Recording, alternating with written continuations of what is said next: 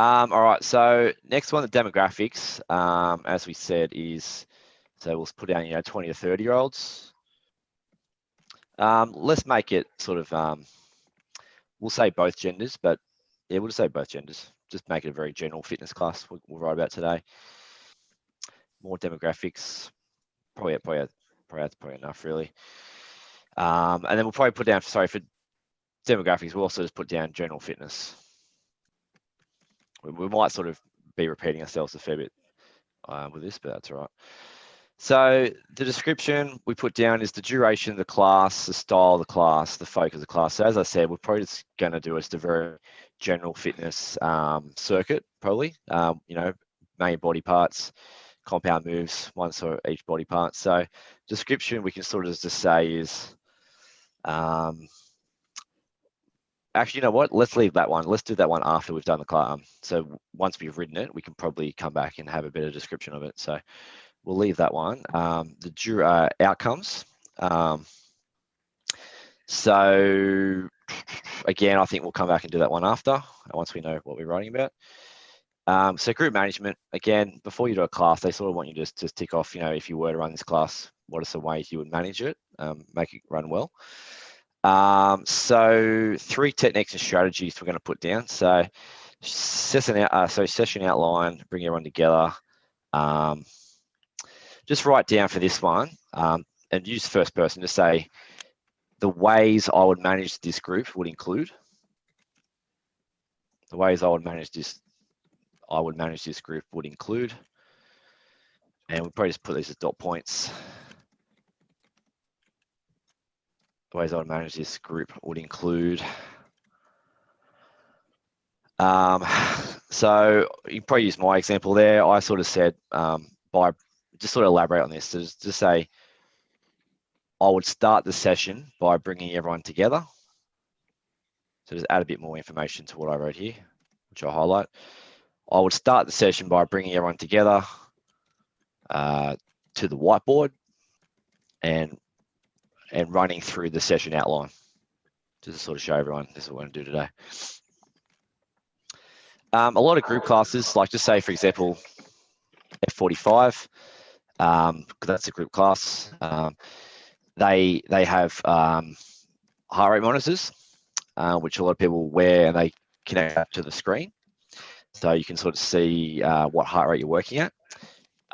So we can maybe say another management outcome to help people could be, so next sentence, also, I would encourage all participants to wear MyZone. So it's MyZone. To wear MyZone, to track their calories on the screen. And for a third one, so we put down, you know what, I think we'll come back to that one as well, because what we might, once we write the session, we might sort of write it as a pairs group, or we might write it as, doing the circuit in pairs or something like that. We'll decide. So I think we can come back and make that a bit better at the end. So the next one is talking about encouraging group cohesion and any conflicts that happen in the group. So I've given 3 examples there. You can probably use 2 of those and think of one yourself. So group cohesion is just obviously how can everyone sort of be cohesive and work together during the session. So I put down, you probably use 2 of these, as I said, do to yourself. So probably let's just do the interactive warm-up together. Just say, one technique I would use for group cohesion would be an interactive warm-up. So one technique I would use for group cohesion would be an interactive warm-up, which isn't really conflict, but you could just say, to describe that would be, this would allow clients to get to know each other at the start of the session. So actually, I'll let you guys do So just say full stop, like the second technique I would use, and then the third technique I would use. You use these two here, but I'll let you guys just describe it in your own words. So just think like how would group games, how that create a cohesive environment. So just have a think how, you know, in a group session, how would having sort of games or even little challenges, which all that's probably the third one, sorry, but just having sort of group games, how that sort of add to a cohesive environment. You just probably talk about, again, getting people working together or making it fun, probably the main one, making it fun and enjoyable. And then probably the third one for challenges, you could probably put down, you know, this will allow some healthy competition. So just think of like a plank competition at the end, who can hold the plank the longest. And good, Josh, perfect.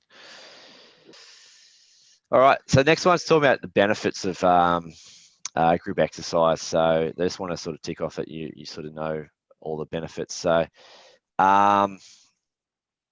yeah, so like what benefits do group exercise offer compared to individual is probably the best way to measure it. So look, I'd probably just pick about 3 of those, and I just want you to talk about just a little bit, just write a little sentence about them.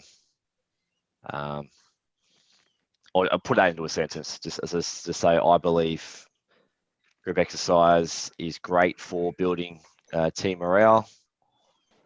Also, it's, you know, social and fun and allows people to have a you know, cost effective. You know, it's usually, you know, $10 a class or $5 a class compared to $80 PT. I'll just, as you sort of pick a few out and make a sentence around it, I'll just talk about the other benefits. So you've got obviously, you can sort of hit several components at once, so you can sort of get a whole body little workout. Obviously, it's not ideal if you're an athlete working towards a certain goal.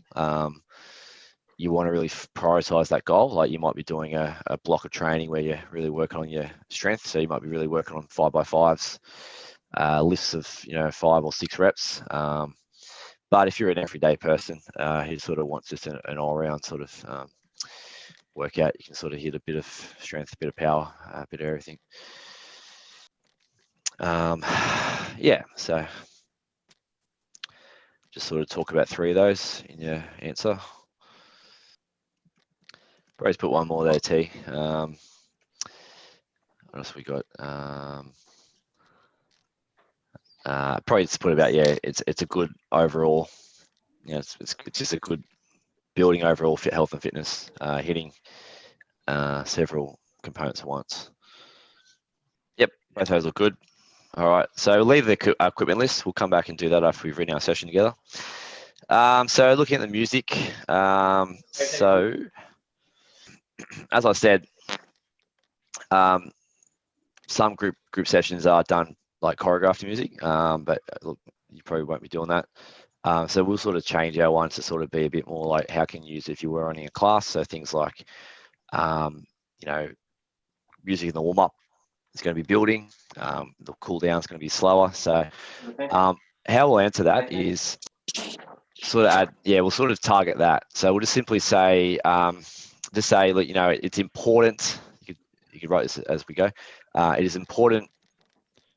It's important to understand the different styles of music throughout the session, just as a sentence, different styles of music, and we'll talk about each of the 3.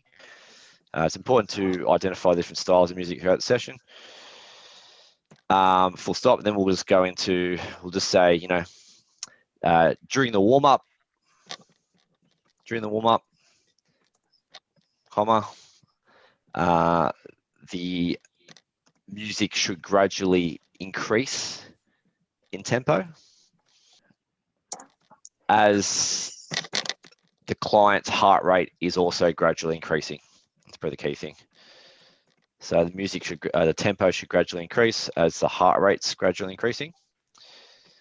Full stop, and then probably just say, this tempo and volume. This tempo and volume will continue to be raised throughout the main body of the session, as this allows the client to have added motivation, as this allows the client to have extra motivation or added motivation. Then you can probably say full stop. Finally, the music should start to taper down during the cool down, as the client's heart rate is also coming down. Beautiful. Good answers. Alrighty. So the next one is talking about so licensing and provider requirements. So again, with music, technically, if you're running like a choreographed music class, like just say you're doing a spin class or a body attack, body pump, all of those sort of sessions which are run by a company, technically you're meant to have your own, like you actually, so if you go to a spin class, like technically you can't have your own music. Like you can't simply get on Spotify and play, someone, Drake's, song, because technically like that's using his music to profit, for your own commercial benefit. So we don't need to worry about that, because that's only if you're doing those sort of classes. But they just want to tick off that that if you were doing a class like that, you're actually not meant to have your own music. You've actually got to pay for a certain type. Anyway, is that just in Yep. Is that just in like spin classes and stuff?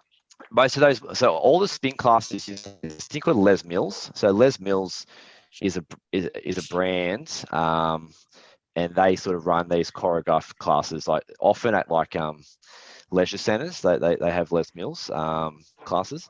So yeah, mostly spin, body attack, body pump, all of those ones, you got to pay for a license fee. Oh, okay. So if you were just doing like a group session, you can play like Spotify, I guess. Yeah. If you're just doing your own class, like because technically you got to pay to be a Les Mills person. It's almost like if you do CrossFit, you got to have a CrossFit affiliation, or you got to pay to be a CrossFit coach. But if you got your own gym and you just run your own class, then you can sort of just put your own music on. So cool. We don't need to worry too much about that. But again, it's in the package for Cert 3, so we've got to tick it off. So don't worry too much about that. The main thing we've got to write down is what licensing we're going to require for our class. So what we're going to write down is just say the licensing that I need for my class will include. The licensing that I'll require for my class will include. We'll just sort of put down. We'll just say relevant qualifications. So again, technically, if you're going to run the class, you've got to be qualified. So that'll be important to us. Relevant qualifications, comma, own personal insurance. So again, it's a requirement, have your own insurance. And then we'll just say, just say full stop, and just say council. Just say council licensing is not important to, or is not relevant to me, as I'll be in an indoor gym. We'll just tick off that we know about council licensing. So just say council licensing isn't relevant to me, as I'll be in an inside gym. So that's just if you do an outdoor in a park, you're meant to have, not meant to, you have to have a council permit to use the council parks for a commercial gain. But if you're indoors, obviously it's not important. So if you were wanted to do like a class at a random park, you'd have to. Yeah, you do actually. Really? Wow. Yeah. So you can run the risk. Like if you're just doing, if you're doing like a one-on-one or a few clients here and there, you probably wouldn't worry. But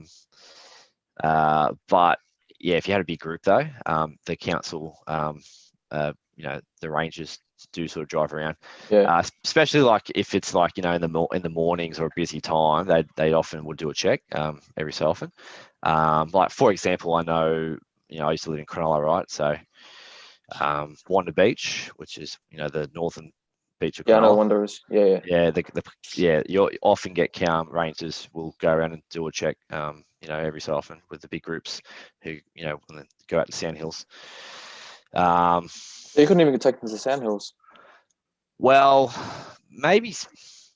Well, it's funny because I ran the sand dunes for 15 years through a group through the surf club because I was in Wanda. Yeah. But like that was just a social group, so there was no money. It wasn't a commercial. Okay. That they just get funny about like if you're using the council grounds to make a commercial benefit to yourself, then you should have to pay, which I understand because they're spending money on making the grounds all nice and stuff, and you got to give a little bit back. So,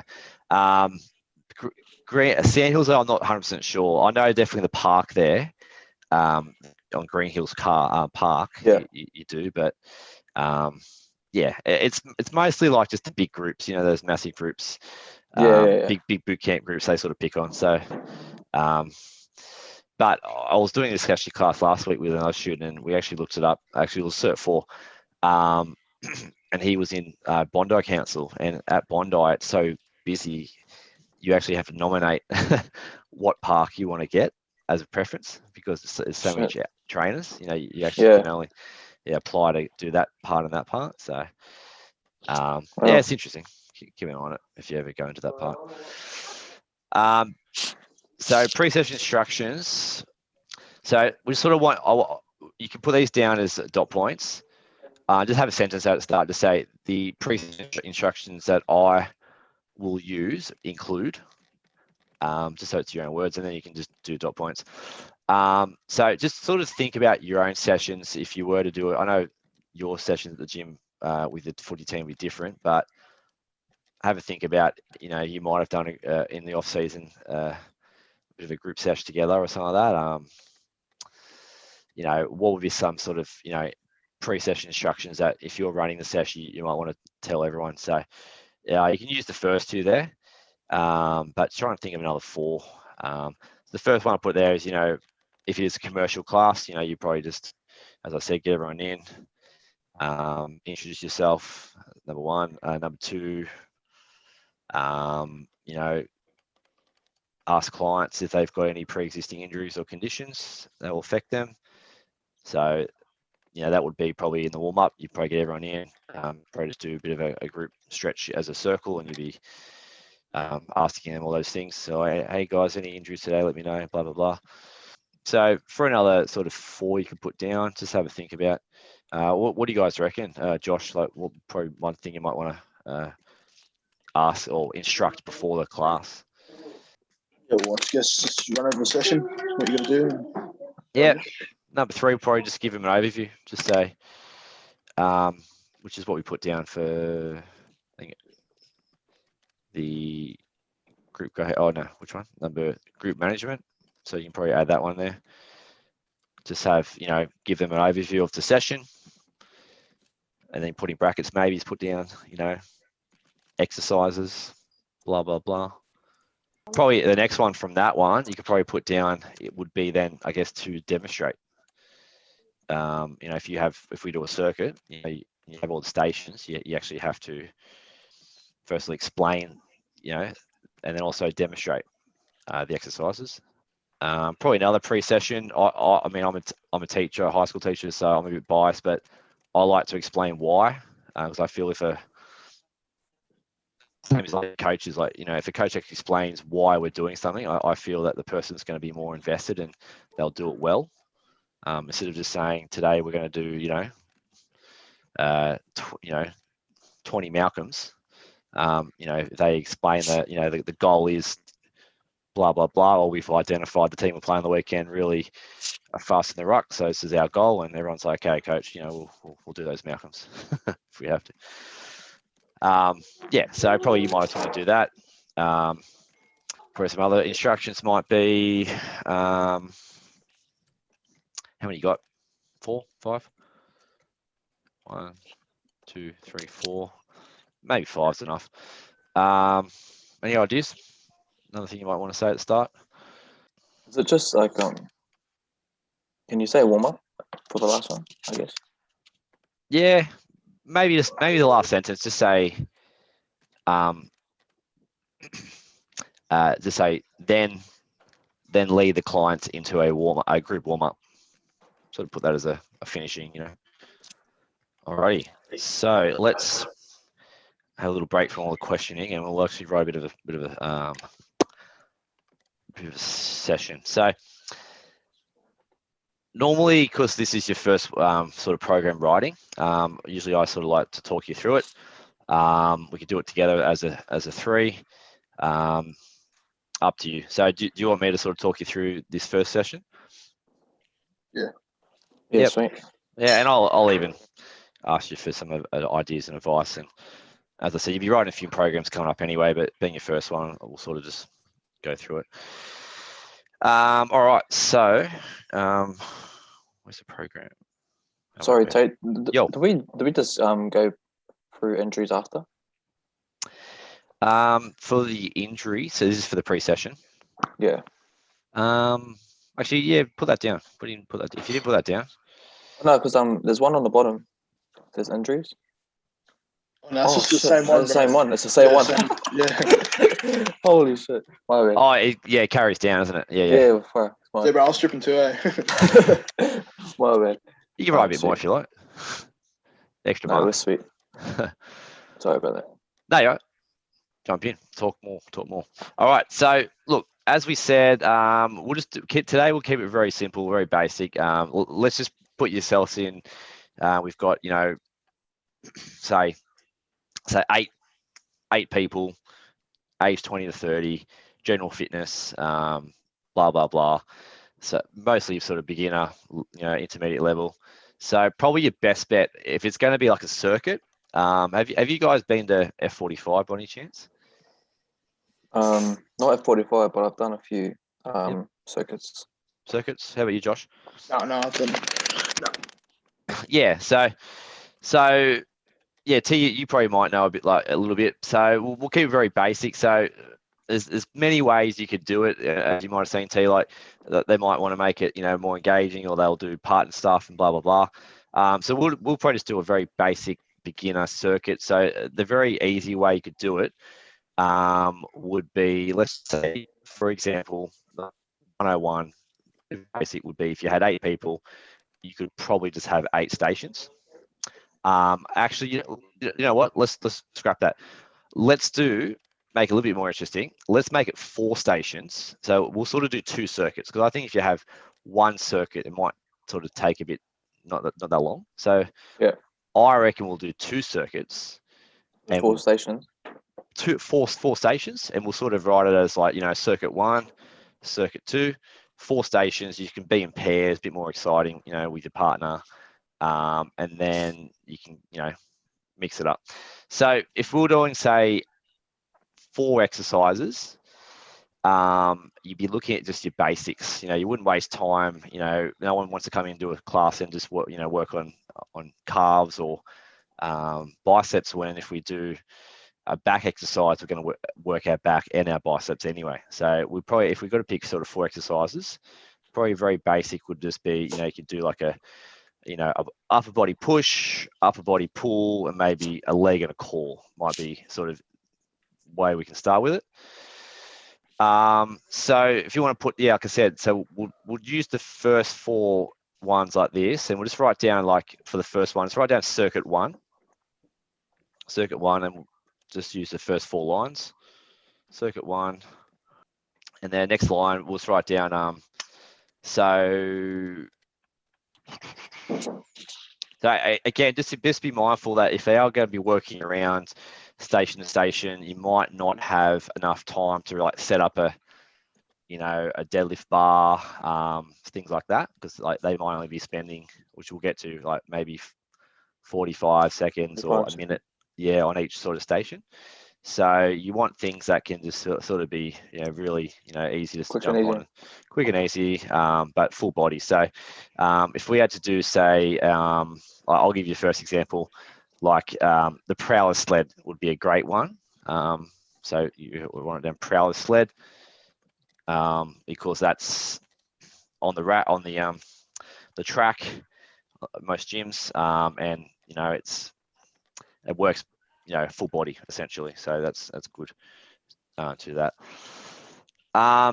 So that's mostly legs. Actually, it's more of a push. So it's legs but also push. So let's probably just give our pushing a rest, and the next station you could do would be probably a pull. So you're working your back. What's an easy back exercise we could maybe do? TRX row. Perfect. Love it. Yep. TRX row. You could even pull the sled. Oh no, because no, that's very simple. You know what? Let's do that. Let's keep that for our maybe our second circuit. Yes. I reckon. Yeah, that'd be good. So TRX row. So that's more, like that. Now we can do maybe just back to our legs. So you can maybe just do maybe a dumbbell lunges. And then probably a bit more of a chest focus because we've got to do the chest, but not really. So we could do, or maybe just a chest or a press. So you could just choose maybe either any sort of pushing movement or a pressing movement. Actually, we'll do one chest here, and then we'll do the pressing move in the second circuit. So, you've got any sort of push-up variations. You know what? I reckon just put down burpees. We'll get to that. Just put down push-ups because we do need to, as you can see on the right-hand side here, it does say we've got a progression and regression. So that means we do need to provide a harder version and an easier version. Okay. So we'll put push-ups there because push-ups are a really easy one to progress and regress. So we'll do that now. So with the progression regression on the right-hand side, so the progression, how can we make push-ups harder? Josh, Weight plate. Yep.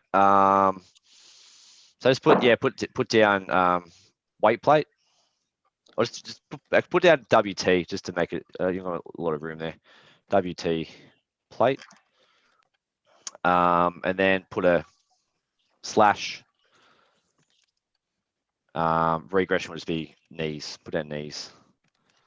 Actually, if you want, you can probably just make that column a little bit bigger to give yourself a bit more room. You can probably just drag the I'll do it on Josh's one just to show.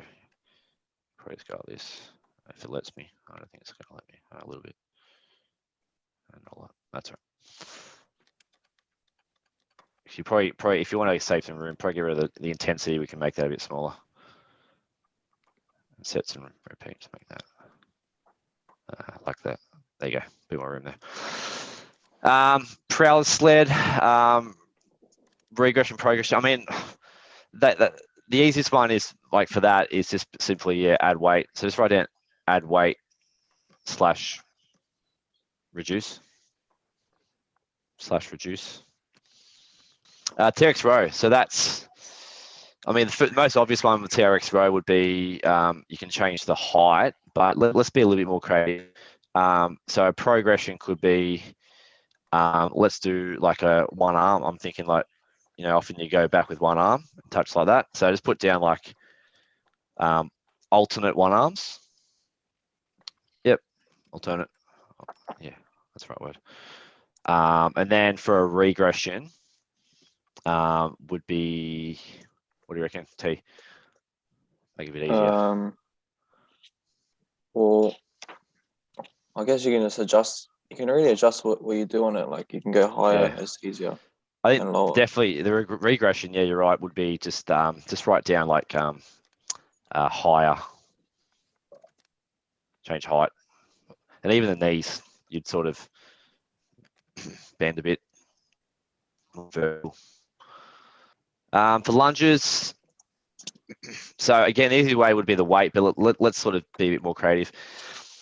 Could you do step ups, or was that just a completely different exercise? Could you or not? Yeah, well, you know what? Let's keep step ups to the next exercise because like, step ups is a great one. You're right. You can make that regression progression really well. So that works really well. So we'll make step ups probably a whole separate exercise. But for lunges, so I mean, again, as I said, we can add weight, de-weight, but let's think of some other like different exercises for lunges. So, does anyone know what's it like a harder version of lunge? Yeah, we'll go that. Sandbag? I don't know. Well, yeah, side lunge. So, let's call them ice skaters. Just say ice skate lunge, which is like a side lunge. So instead of just going dead straight, we'll just sort of go like on a bit of a 45. It's not too much harder, but it just gets a bit more because you're going sort of sideways a little bit. You're getting a bit more of your adductors because you're going sideways. So get more of your sort of your groin. I mean, you didn't even go backwards, to be honest. That probably would have been a better one, but that's all right. Backwards lunges. An easier version will just be simply, I mean, instead of just doing drop lunges, let's just pretend instead of like going from like, when you lunge, you go from down, then you take a full step. Just say half step lunges. So it's where you lunge and then you sort of step to where your first foot is and you take the next step. So it's like half steps. Beautiful. So what could we call that? It's called that half step lunges. Because like to go from like if you're in a lunge position and then get your back foot all the way to then be a meter in front of you. Some clients find that really hard because like you're on one leg and you've got to drive your leg to go way out there. Some clients who don't have that sort of strength and stability. So they sort of will just step to where the front foot is and then they reset themselves. Sweet. So that's good. We sort of hit, all body parts. And this is what you probably do in this when you're setting it up. Like, so you do the 4 stations and you say, all right, this is how you do the first one. As a regression, try this one. If you find it easier, try this one, like that. So you do that in the warm-up. Now with duration set, so as a circuit, let's do probably an easy way is make it a minute. So you do probably 45, 15. So if you want to write down 45, 15. So that's 45 on, 15 off. So it gives you enough time to sort of get to the next station. The good thing about that is for me, like it works on the minute. So if you have a clock going, it works on the minute. So when you're getting there, it gets back to 0, then you go again. So nice and clean, I guess, very neat. So we'll do that for all those. Do 45, 15. And then for the sets, so you're looking at about a minute. So 1, 2, 3, 4. It's only sort of 4 minutes. And we'll probably have, say, a rest in between. So you're looking at 6 minutes. If you do that maybe 3 times, so that's 6, that's around 18. So if you did sort of 2 circuits, you're looking around sort of 30, 40 minutes, plus you warm up like that. So that works out pretty well. So probably just put down 3 sets for each. Now with intensity, so a few different ways we measure intensity. If we're doing like a weight session, as you know, we use 1 RM as our percentage. Heart rate, well, that's a good thing about those MyZone things. So with the heart rate, you can sort of work out what heart rate the person's using on the screens. Another way which they want you to do is sort of just like use an RPE scale. So technically, if you're a beginner client, they say you don't want to go into sort of like anything above 7. So let's just put down 7 for RPE, which probably would be right, I guess, for a beginner. Like they're working on the sled. They're not really, being on the floor dead. They're sort of just working hard. They can still sort of talk a little bit to a degree. So around 7 would be a good starting point. That'd just be for all of them. Yeah, just for all of them. Because again, that's with the guidelines. Like they say, that sort of group should be around that. So we'll just dig off the guidelines. All right, so circuit 2. So I like to hear what you're saying about the sled, and the good thing, if you're running this as well, you'd you'd have it all set up as well. So you'd already have the sled, and you just, while they're resting, you'd probably explain the next little circuit, I'd say, and you'd say, all right, guys, this time we're going to use the sled. However, we're going to change it. So it's sort of a bit more engaging. They know how to use the sled anyway, but we can sort of make it a little bit different. So let's just say sled. Sweet. So that's, you probably would have used this, T, if you know about it, where you put there's a few different ways. Usually you can just put the handles on. Oh, you can put I've just used the TRX on it before. Yeah, TRX. Yeah, well, that's the handles. So you can put that around, wrap it around. A lot of the sleds actually have a little clip at the front. Yeah. You'll see it next time. It's just like this little half circle. It's only about that big. And it just allows you to put a rope in there. Like when I was teaching at school, we used to put a big rope. We'd actually pull the whole thing like a strongman across the gym. Yeah. And they'd even sit on it.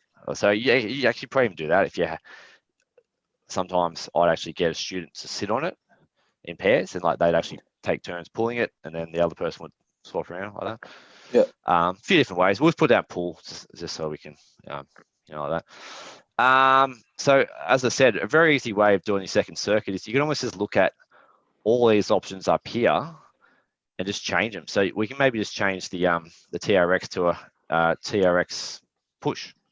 It just makes it easy for you guys as well. If you were to run this, you just simply like a lot of the you experienced people like who've done classes before, like it just allows them to they wouldn't sit down and write a session plan probably, although they probably should, but they can sort of just do it really really quick and easy. So again, with let's change the lunges to just write down step ups, and we can change the progression regression depending on what we want. And then we've got 1, 2, 3. So we do have already like a TRX push. So we probably don't want to do push-ups again. So we could do back, or we haven't done anything sort of like shoulders, or core. Yeah, core or shoulders. Well, actually, let's just do both. Let's do like a just write down plank. But you could even do, I'm just thinking like, when you sort of to vary it, you do a Superman where you raise one arm, or you in your plank, or you can sort of touch your shoulder like that.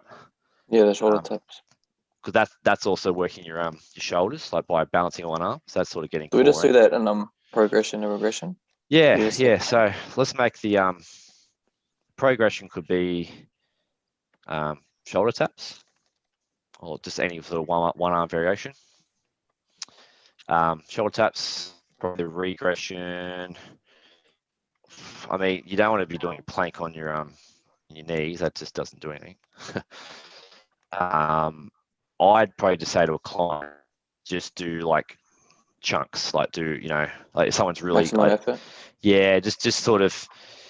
Well, actually, you know what? If you're doing 3 rounds, you'd just be sort of saying to the client, try to, if you got to 20 seconds the first round, try to, get to 25 the next round.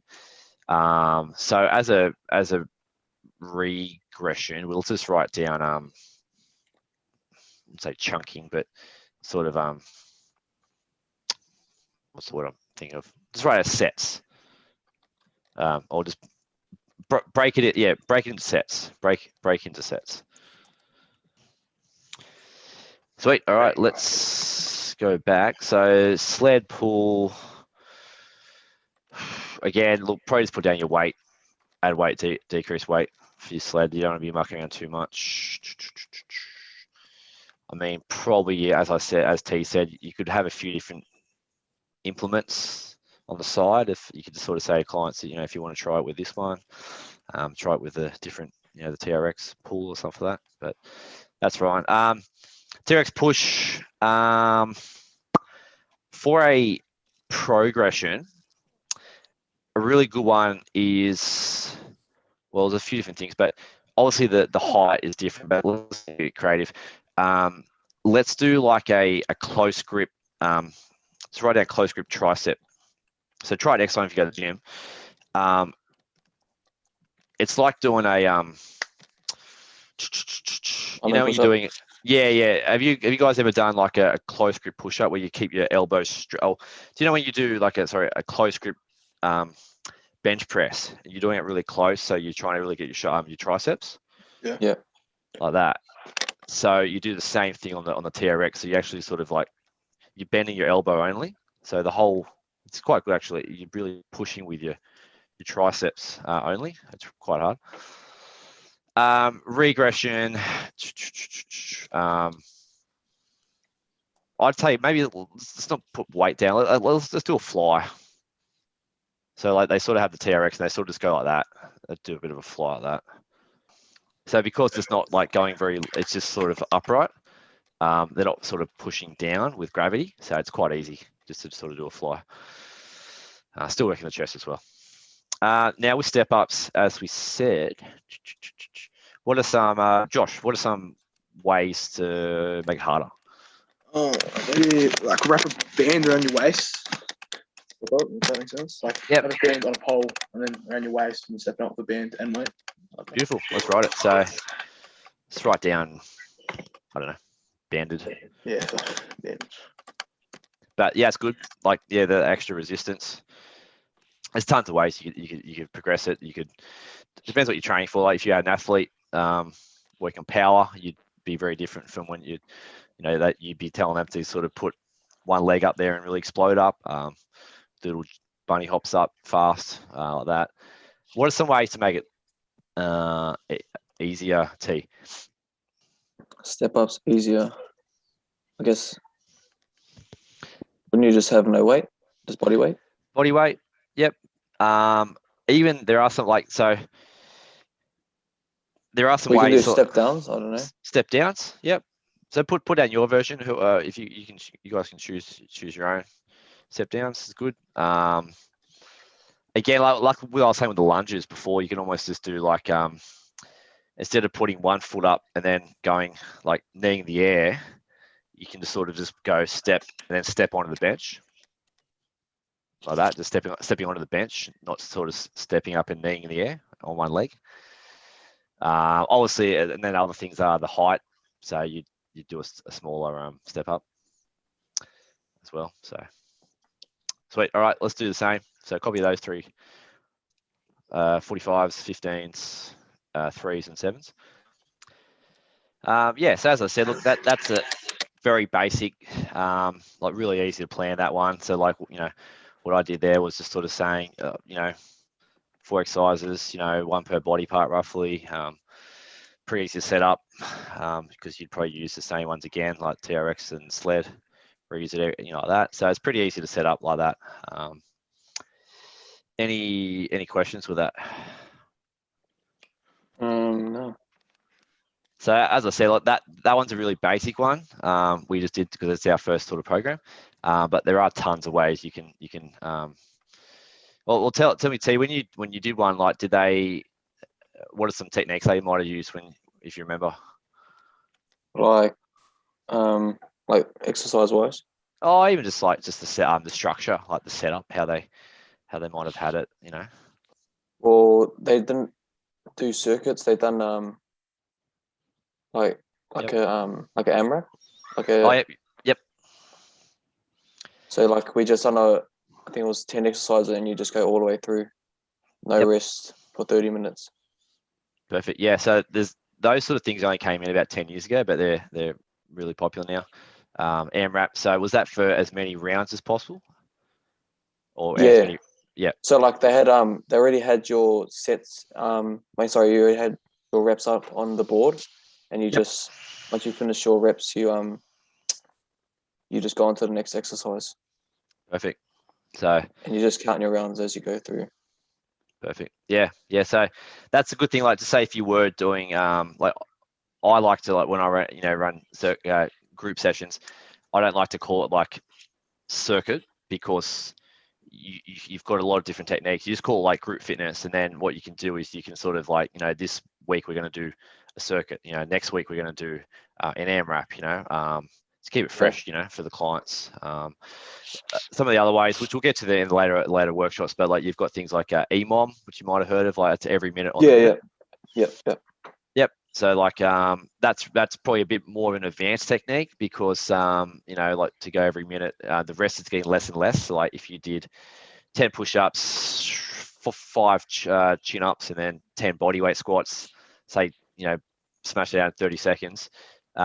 Next round, you do 35 seconds. So then you get 25 seconds rest, and then you do it in 40 seconds. Yeah. You only get 20 seconds rest. So probably, but like personally, like for myself, like, and this is a good takeaway for you guys as well. Like things like an AMRAP you do for 10 minutes, and even EMOM, like do that for 10 minutes. Tabata is where you do like 20 on, 10 off for 8 times.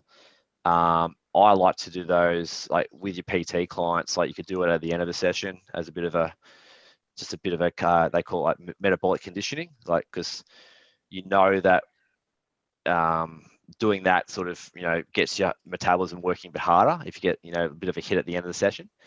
So that sort of stuff's good to do, and even for yourselves, like if you want to be harder, you do one of those at the end of the session. Works pretty well. So but like I said, this one here today is just super basic introduction. So all right, so you might have noticed actually, see how I wrote the main session first. It's a good habit that I like to use is I like to write that first. So if I were to write the warm up first, for me, I don't like to write warm up first because I don't know what I'm warming up for. If that makes sense. Yeah. So now that I know what movements I'm doing, I can now go back and write the warm up because I know, okay, I'm going to be doing like lunges. So I might have to now, warm up my upper glutes, or upper hamstrings because, I know with lunges it gets the upper hamstrings. So things like that. So it allows you to sort of plan your workout or your warm up a little bit better, knowing what's coming. So now what we've put here is we've just sort of put down 3 sections. So you've got a bit of a cardio section just to get the heart rate up. So we've put down, so a bit of cardio. You could just put down, I like to go for a bit of a jog if I've got a group, maybe like, so you put down like maybe a 400-meter jog, and it does say this would be at heart rate. So just put down for the intensity. Put down 50% MHR. So again, cardio is done for heart rate. So MHR stands for your max heart rate. So 50% they say for warm-ups. I like to do that in the gym because just get them outside a little bit, go for a jog, breaks up a little, makes it a little bit more enjoyable. So next part is range of motion. So it's just more working on the increasing the range of motion with our movements. So this is very general because we'll do specific a bit later on. So just general sort of mobility stuff. So let's just write down 3 sets, 3 sets of 10 and just do very basic stuff. I'm just picturing like you might be back in a circle. You just do maybe some arm swings. Just write down arm swings, leg swings, arm swings, leg swings, and then like stability push-ups. So just doing push-ups, but like with a twist. They'll probably do for that, and then we'll get more specific for that. So specific. You guys love your world's greatest stretch, or your footy boys love that. So put that down. So let's just say again for specific, write down 10 reps of each. So 10 reps of each, and then we'll just have. Again, world's greatest stretch is good because it does. You're working on your rotational, lower body and upper body. So we should put down a few sort of specific movements here. So the idea is you want to look at the movements you're doing in the workout and sort of do similar things. It's not that much of a concern because we're doing a full body workout pretty much here. This is a strength circuit. We haven't done any cardio, but the idea of specific is probably more prevalent when you're doing like a leg session. You know what I mean? So you actually would do specific movements. Like for me, if I'm doing squats, I want to open up my glutes. So I might do some specific hip openers to get my hips open like that. So that's what specific section is. But we put a few in. So we know we're doing lunges. So I find with lunges, often you get some DOMs the next day, you get soreness. So it might be good to do some, let's just say some drop lunges, maybe in specific. Drop lunges. So again, like that's just warming up those muscles we're going to use in the lunge. So we've already put a push up already there. Let's get some bands actually. I reckon just do some band pull aparts. So it's going to get our scapula, pulling that apart. It's going to good for our back, our rows, band pull aparts. What's some other ones you guys do in your training? We do the what's it called again? The crab walks with the bands on your ankles. Yes. So just say band. So even if you got the band for the pull aparts, you simply client grabs the band, puts it then on. You just as an instructor, you simply say, "Yep, okay, put the bands around your ankles." Just call that band.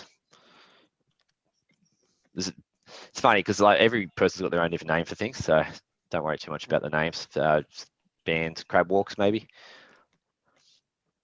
So the idea of that, T, is that's for your glutes essentially. Glutes, But also your abductors take away. So that's going to be good for our probably our sled. Fair bit of glutes in the sled. Step ups. Yep. Drive from glutes. So that's pretty good. So we've got the heart rate up. We've got some arm swings, leg swings, and then we've sort of put down a few things like that. So that's good. With a cool down. So again, we sort of do want to bring the heart rate back down and then stretch. So probably just put down, again, maybe just so we bookend it with a jog at the start and the end. So probably just put down a light jog. I guess, you know what, just put a regression. Don't worry about a progression. Regression could be walk. Let's write down walk regression. And then for the duration, just we'll put down 400 meters. Probably around the block, if you're in a commercial gym. Sets is one, obviously, and the RPE here is just going to be like 5, which would almost correlate to 50% heart rate. So 5 RPE. And then what I'd probably do then, I'd probably get it back in a circle, and you probably just do your static stretching, or you can even do partner stretching, which, P&F stretching, you might have heard of. That's where, just say, for example, the client lays down, puts their leg up and the partner sort of gives them a stretch. Just write down, you don't get a lot of time, to be honest, but we'll just write down P&F stretching. P&F stretching. So just the words, PN. It stands for a big proprio neuromuscular. So it's PNF stretching. And then we'll just list just below it, and the last one there, below the PNF. Just write down. Just say hamstrings. So probably just get the client goes on the back on the hamstring, and then from the hamstring you can probably then go to a glute. So write down glutes. So then you sort of bend the leg and you push the leg towards them, so it gets their glute. And then still laying down, put their arm out, do lower back. So write down lower back, or crucifix, what they call it. And then probably should do something for the upper body as well. So then I'll probably get the client to sit up, put the hands on the head, and then the client in pairs can pull their elbow. So just write down chest stretch, and then they can swap over. It works pretty well. Don't worry about the regressions. Just write down for your sets and reps. Just write down, just write down 30 seconds, I guess, in the duration. 30 seconds each. Intensity would be, 3. Just nice and gentle. Beautiful. All right. So what we could probably do next, I'll leave it open on my screen. I want you to go back and do the equipment. So I'll leave my screen on the session, so you can sort of just look at my screen, and then you can go back to the equipment, just so you don't have to keep scrolling up and down. So I'll leave it there. But you can just start to list the equipment. So you've got, I'll even go to the warm up. It's probably an old bands, I guess. All right. So you got bands, you got your prow sled, I guess weight plates with the sled. I just write down, I guess, just write down sled handles. Well, that's for the if we're going to pull it, whatever we use for the attachment. So just I guess the handles. You can use a few things, as we said. You even get like the V-bar, when you do seated rows, the row machine, you can use the V-bar with a rope. Oh yeah. Yeah, touch that, clip it on. TRXs, obviously. So we put down dumbbell lunges. So I guess we obviously put down, we'll write down dumbbells as another equipment. Probably also put down, just write down exercise mats. So for some clients, if they're doing planks, just for their, resting on the mats, so the floor. Even for push-ups, they might want to have the mats. Probably step-ups, we could write down, just write down step-up box, or it could be a bench. That's pretty much it. Nice and simple. No machines. It's a nice easy circuit. All right, let's go back now. I think I left the description. So with the description, let's just write down, just summarize what you wrote, essentially. Let's write down and put in your own words, just write down, I have written a beginner circuit class focusing on strength. We probably should have, probably my oversight there. We did sort of mention about high intensity general. I mean, you probably could have maybe had one circuit and then maybe have a second part where we do more cardio focused. That's right. We'll sort of just say this is a strength class, which is fine. What else can we use to describe it? Also, just say the exercises cover compound movements. The exercises cover compound movements. COMPOUND, compound movements that hit all muscle groups. So the word compound is just more than one joint. So it means, let's think of, like your squat, when you're doing a squat, you're working through your ankle, your knee and your hip joints. There's 3 joints. So the more joints you use, the more muscles are recruited. Whereas if I'm doing a bicep curl, I'm just using my elbow joint. So I'm only using essentially one muscle, maybe 2. So whenever you hear the word compound, it just means that, more than one joint. Just think of your lifts, deadlift, squats, all those things. All right, Planet Fitness outcomes. So I guess this one's a little bit different. Like, we're probably not really going for a big calorie burn. There's no real outcome. I guess the main outcome I would just be writing there for, just simply say, like, as this is a beginner strength-based, circuit, comma, I guess your main outcome is just to simply, as this is that, the main outcome is to provide safe, comma, fun, basic movements that provide strength for the whole body.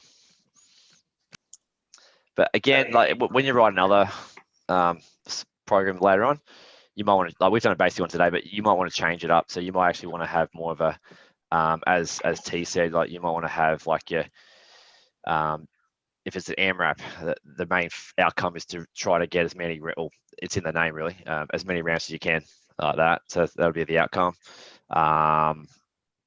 other outcomes, obviously you've got calories and things like that. If it's more of a strength focused class, like the outcome would be to really just work on, improving a development skill like that. If you some classes might want to have the first half of it, they're working on the deadlifts like that, and then the second half they do cardio. Depends what you're after. That's all we've put there. It's fine. So let's go. I think we've covered it all, haven't we? Yep. Sweet. All right. Any questions, guys, before we move on from the circuit, the program? No, all good. Makes sense, Josh? Yeah, sweet. Yep. Awesome. So obviously, as I said, the key is like you guys, understand that it's pretty easy, pretty basic. But the magic is obviously now is practicing doing it. Like presenting, getting up in front and running it. So that's probably the next part. All right, number 2. So they just want you to sort of talk about what we got. A bit more questions. All right, so during a group class, if a client complained of knee pain during the lunge, I'm glad we actually chose lunges. Otherwise, this question wouldn't have worked. How can we modify this? So I've given an example here. So if you want to base your answer like sort of similar thing, so you simply say I would modify.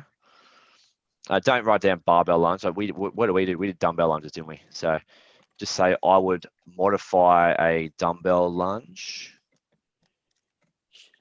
So what are some ways? It's up to you if you like. Some ways are, you might want to modify it to a body weight lunge, and you can simply use the same things here. So it'd be less load. There's no load they're carrying, so it'll be less load. So you can, as I said, use sort of stuff here, just put in your own words. What else we could do? We could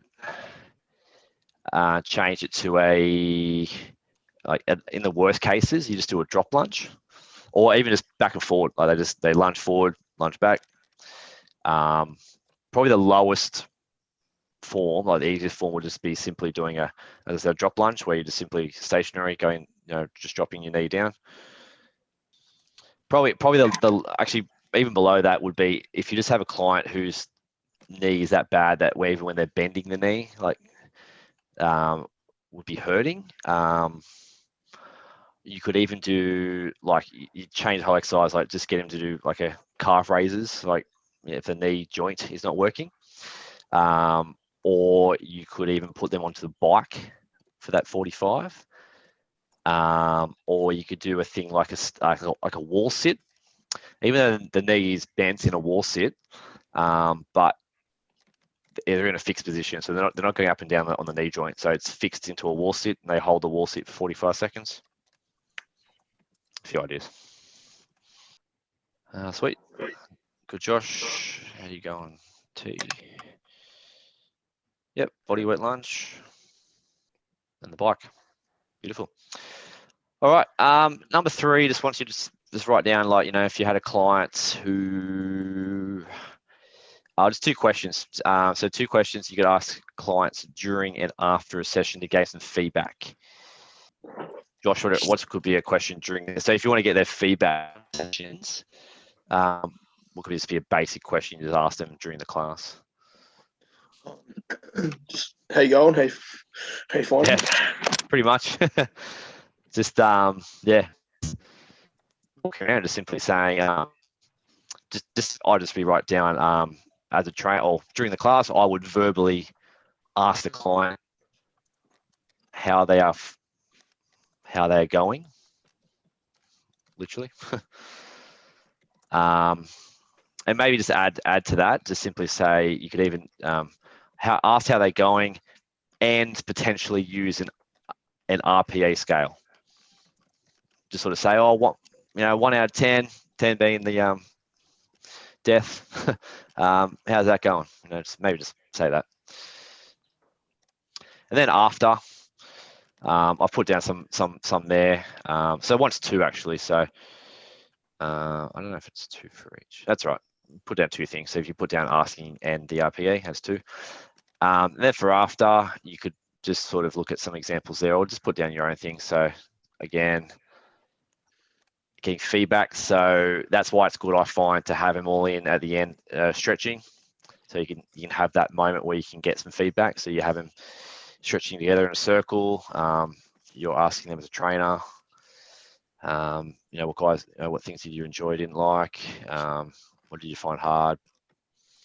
You can even ask them feedback for next session if they want to do more of a strength focus or things like that. Sweet. All right. So the next question, as I said, it's just part of the package that, being a Cert 3 does qualify you to teach to music. So as we put down, so don't worry too much. I don't think, unless you do want to, do a spin instructor, which is good. But yeah, so it's talking about incorporation of music. Explain what the following terms mean when choreographing to exercise. So there's some terms that lingo that gets used. Pretty much just put these down as we put down here. But just add these. Just write down. An add-on is for the first, add-on is adding a new move. So just expand upon here. You can probably just use these ones on my screen. So an add-on is adding a new move to the choreography each time you complete the sequence. So just in the studio notes, you can look on my screen. So you can say an add-on is adding a new move to the choreography. So what could be an example? So yeah, this is a choreo. Think of even like aerobics. Like they use this in aerobics, which is still a Cert 3.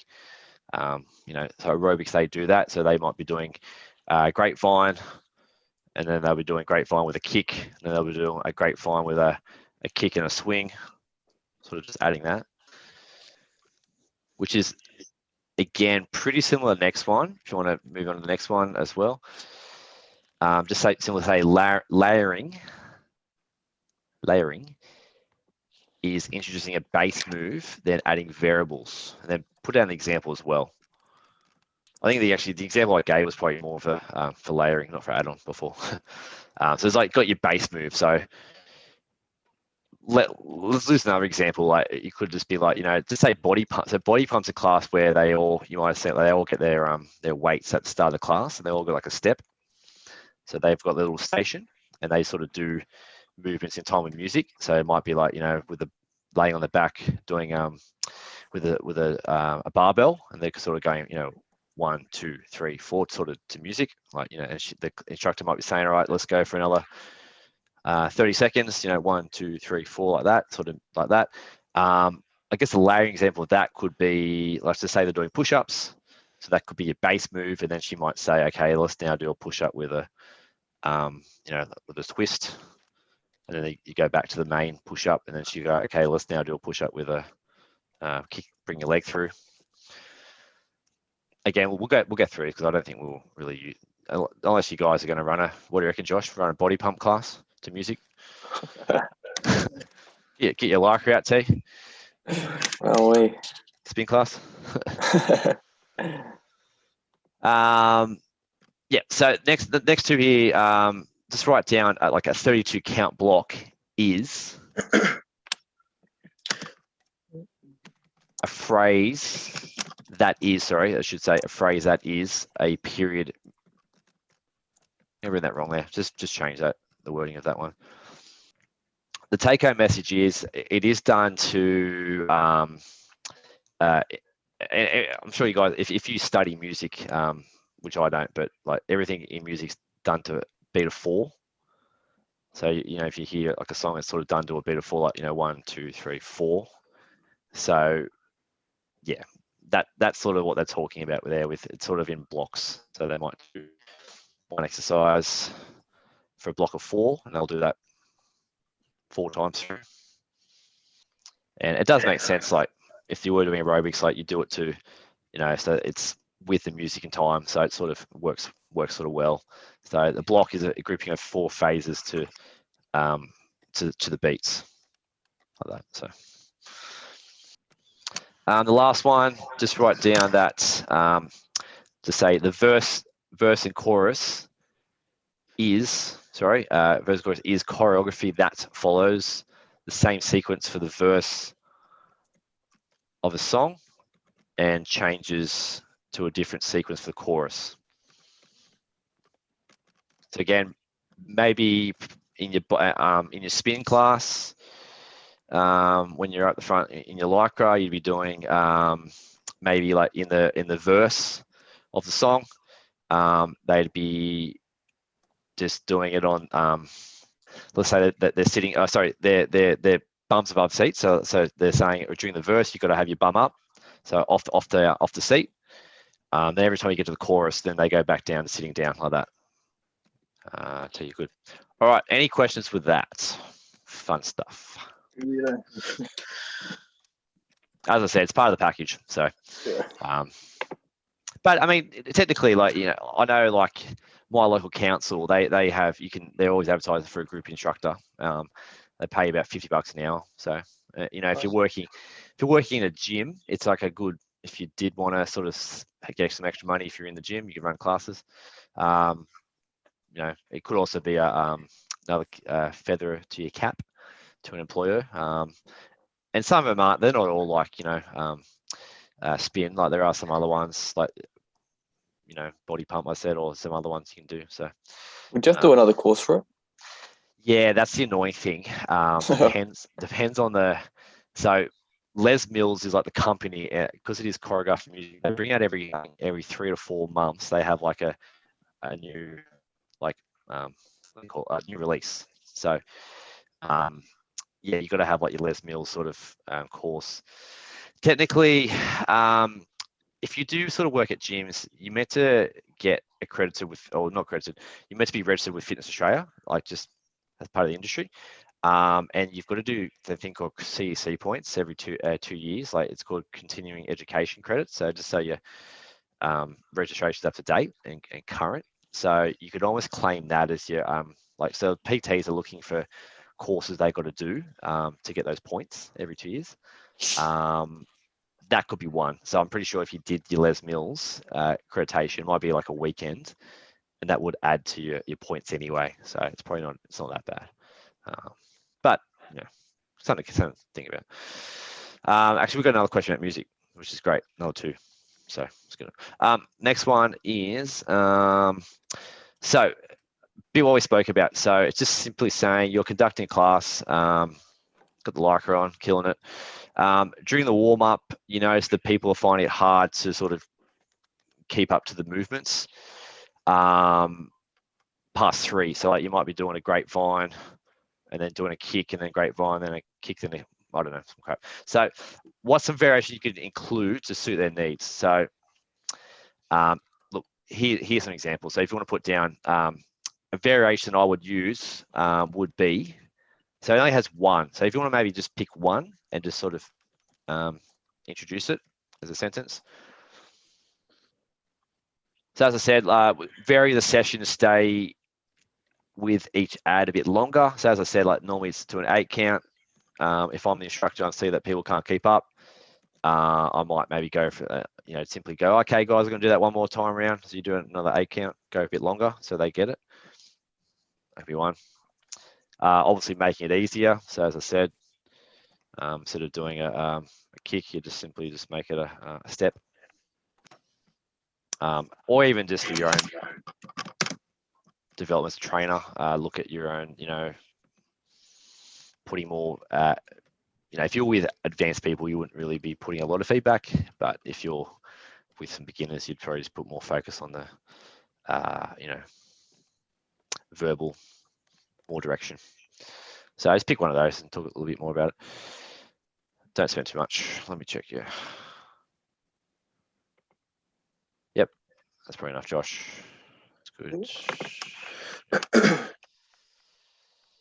Sweet. All right. Next one. This now is looking at, we're conducting the group class using choreographed music. They're using, okay, so a barbell, step-up box, explain the function of each one. So it does have to have 3. So we've got a dumbbell, a barbell, step-up box, and dumbbells. So probably don't go into that much detail as I've done, but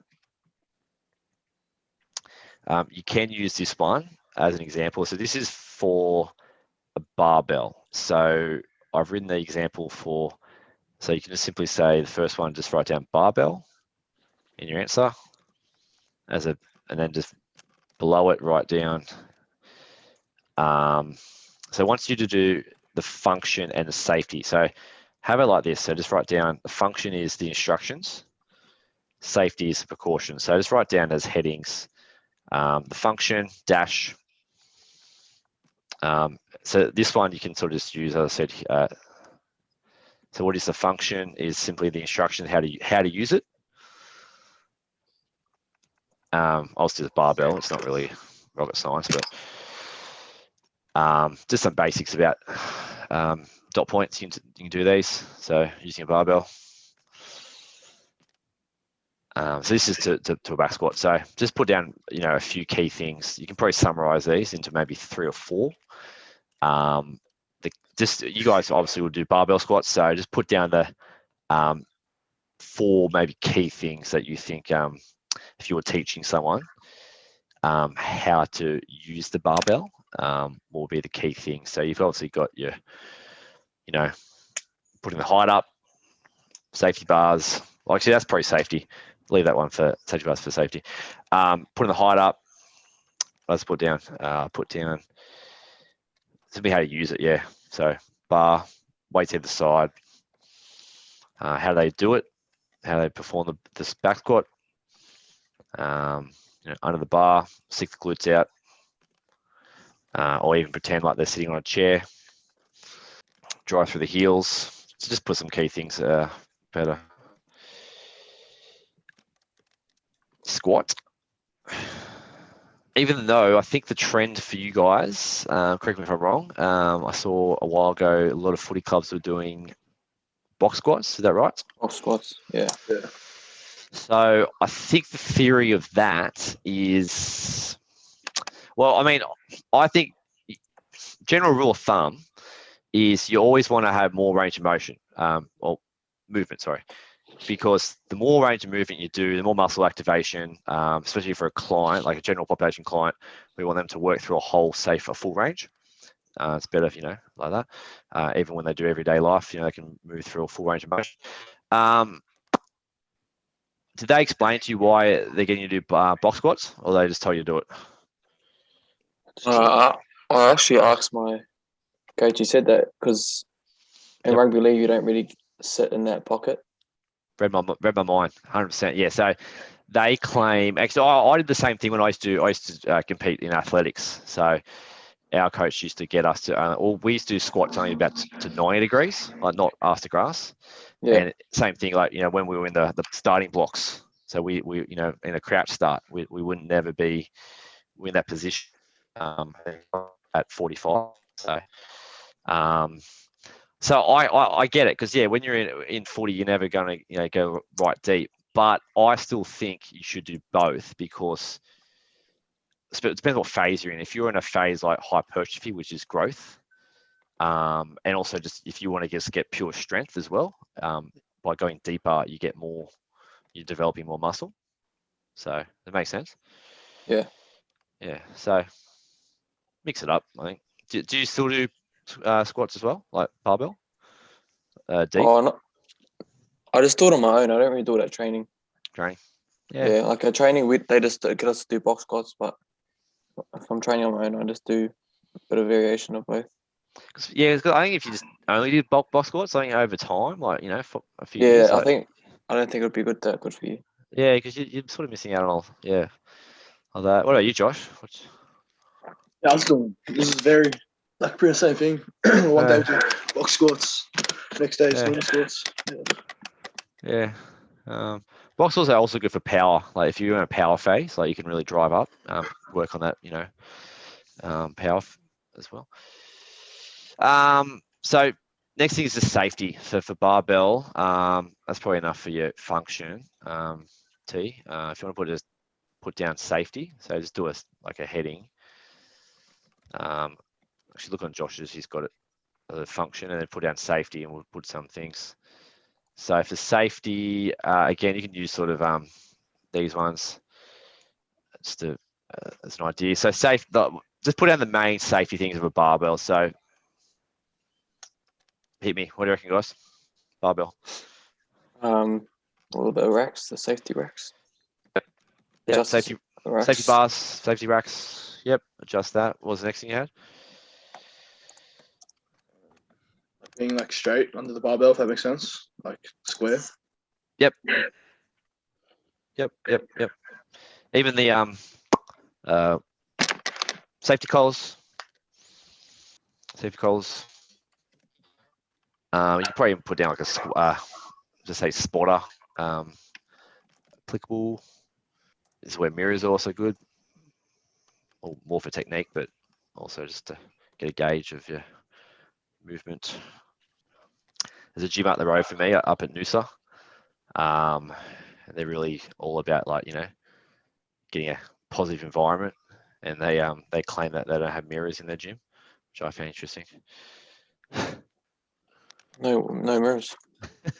I get that they're trying to get people in, get in, love your body, like that sort of vibe. But I don't know. For me, you got to have a mirror. Look at your technique, especially after you do arms as well. Got to check the arms out. Right, Friday Arvo. All right, so we do need to do that for 3. So let's repeat that for step-up box and dumbbells. So next one you can do step-up box. The function obviously depends on how you're doing it.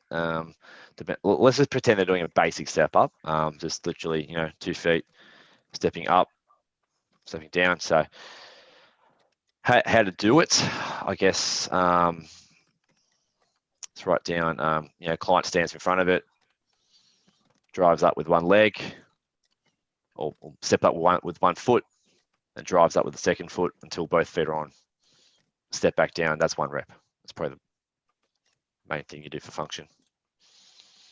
So, and the probably last thing you put down, Josh, should just say client steps back down until both feet on the ground, and that's 1 rep.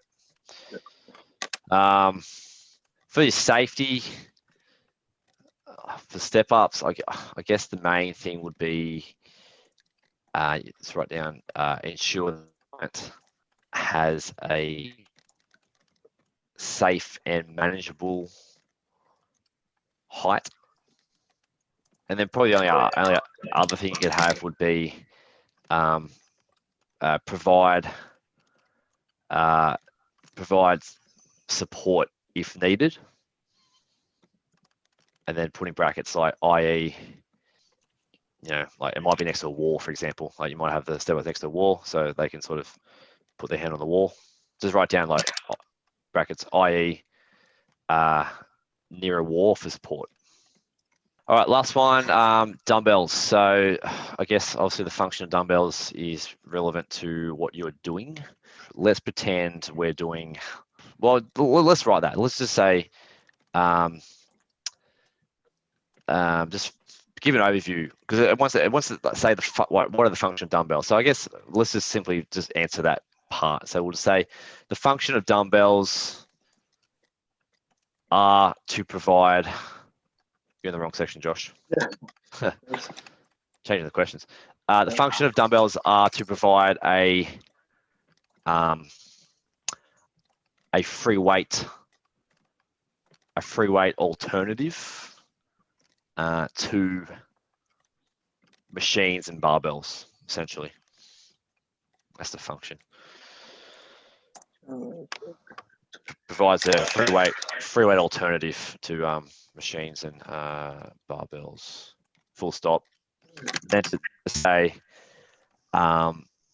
these are effective as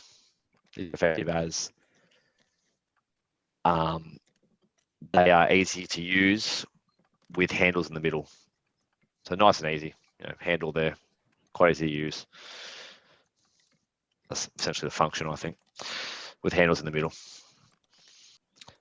So like compare that, like if you're doing laying down, doing a dumbbell press, because it's in the middle, it's a lot easier. Compare, like you wouldn't be able to do a kettlebell press because of the handles, not very ergonomic. So with the safety, again, depends what you're doing, but we'll say firstly, ensure the client knows how to do the movement, or knows how to do the given movement. So if they're doing dumbbell press, they need to know how to do that movement. Ensure the client knows how to do the given movement and chooses the correct weight for them. All right, that'll do. We've got 2 more, so we should move on. All right, last 2 questions will fly through. So, okay. All this one is the ones we wrote before. We wrote down beats per minute. Well, firstly, it just says to explain the use of music with consideration of. So, again, let's not worry too much about this stuff. So the first term, just put that down, beats per minute, write that down for the left. First one, beats per minute. So just saying, how can it be used in a group exercise session? So look, for these ones, you can pretty much just look at these dot points here. I just sort of write from that part there I've highlighted, and maybe just 2 of those things. So probably the part I've highlighted there, I'll just sort of write in. I'll leave it highlighted for you to copy over. So beats per minute, I've just written down, it's important in a group exercise session of music because it sets the beats for the people to work at. And it also subconsciously gives the clients, or gets the clients to work at a consistent tempo and lifting pattern if they were doing it to music. So they're not rushing through it, they sort of do it nice and slow, or do the music nice and smooth. Pretty much for the rest of them, guys, like I said, you can pretty much just write in what we've got here, just maybe just change a few little words, or put in your own I believe. I'll just talk about them. So the next one, the rhythm music is important, I think, because, say it like that, you said provides a flow for the clients to work on. So again, very similar rhythm. If they were doing it, like to say, let's say for a spin class now, if they were, they have sort of have the rhythm when they're cycling. Just quickly writing the phrasing. So phrasing or phasing. They put phrase, but it's pretty much phasing. To say the phrasing is important because provides structure and matches it to the phase. So, you'd have slow music for a cool down, for example. The last one, they just want you to identify, why volume is important. So, again, just sort of write in what's just sort of there. I've just given an example of, provide the atmosphere and a motivating environment. Sweet, and yep, volume. Boom. All right, lucky last. So again, just a bit more compliance. They want to just tick off that you have an awareness of these sort of terms. So just want you to explain what these terms are within a group exercise environment. So yeah, so if you want to sort of paraphrase what I've put down here, just try to write down, like, that one there, you can write down WHS if you want to write the whole thing. Just write down WHS is all the activity that is conducted like that. And probably just to add that, like for that first one, you can take that, but just I'd add one little thing more to it to say, well, that's sort of duty of care, but work health safety is just, you know, providing a safe environment. There is an overlap to duty of care, but just write down that, and then just write down, you know, it is imperative or essential that, or technically it's a law, you know, or just say it's a law to provide a safe environment for clients. And I'll just talk about these while you get them down. So as I said, just, you know, sort of just take these and just add a little bit to it.